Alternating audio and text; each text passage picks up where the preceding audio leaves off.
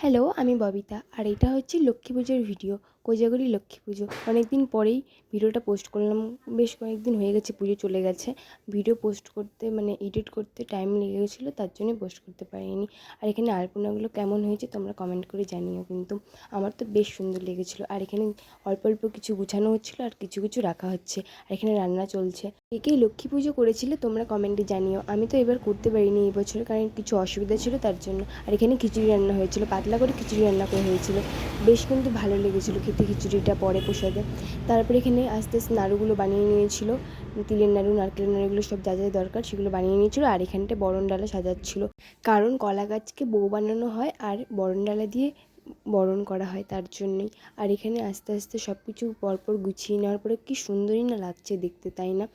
আমার শরীরটা একটু খারাপ, কারণ ওয়েদার চেঞ্জ হওয়ার কারণে শরীরটা অনেক খারাপ হয়ে পড়েছে। বেশ অনেকজনেরই হয়েছে এরকম, শুধু আমার না। তার জন্য গলার ভয়েসটা এমন লাগছে। তাদেরকে আমি বলে দিচ্ছি যে পুজোর প্রসাদে কী কী করা হয়েছিল। খিচুড়ি ছিল, 5 রকমের ভাজা ছিল, পায়েস ছিল, ফল ছিল, আর ছিল তিলের নাড়ু, নারকেলের নাড়ু, তারপর 5 রকমের মিষ্টি, খই পাকানো ছিল গুড় দিয়ে।